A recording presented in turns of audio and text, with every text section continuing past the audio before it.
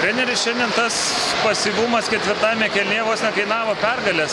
Turbūt ne taip reikėjo stabdyti žaidimą, kaip jūs norėjote, ar ne? Žinot, dažnai tų varžybų būna ne taip, bet svarbu rezultatas teigiamas. Aišku, buvo viskas turėjo, kaip sakyti, lengviau turėjom išsėti tą visą. Planas buvo, galiu pasakyti, 37 minutės, 34. Prasme, 4 minutės iki pabaigos viskas buvo normaliai. Neleidom ten tų tritaškų mes, visko aišku, jie ėjo vabank. Sumetė tuos kelis, bet šiaip skaitau, kad pergalė ir viskas, daugiau nėra ką čia sakyti. Prieš rungtynes ruošėtės, tai pagalbai nuo 4 numerių, tai vadinamų.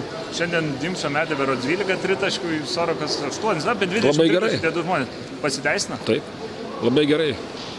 Toks mūsų taip ir norėjom, taip ir planavom. Kalbėjom po praeitų rungtynių, kad psichologiškai reikia komandai pergalės, dabar ta pergalė lengviau bus? Manau, kad lengviau, dar būtent tokia, kaip sakyti, su nervų patampimu, tai tikrai turėtų padėti. Čia sunku spręsti, aišku, bet taškas yra. Jūs pats esat kalbėjęs, kad tokie pralaimėjimai, kaip buvo prieš tai, grūdina komandą. Ar tai galima sakyti, kad šitas sėkmingai susiklošęs rungtynių pabaigai yra būtent to grūdinimosi pasiekmė kažkokia tai?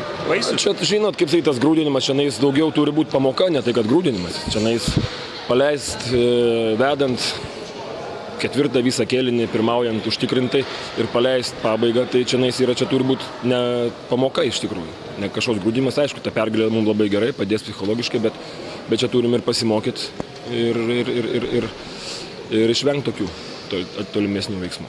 Kokia Gintauto Matulio situacija? Kaip jisai buvo pasiruošęs rungtynėm? Kaip ir buvo pasiruošęs, žinot, bet ta trauma yra tokia, kaip sakyt. Jisai nors ir sako, jisai karys, aišku, pagarba jam už tai, bet vėlgi, sužeistas žmogus ten nesinori leisti, tas kaip sužeistas paukštis. Tai čia yra vyrai, kaip ir kompensavo viską tą, įrodė, tai viskas tvarkoja.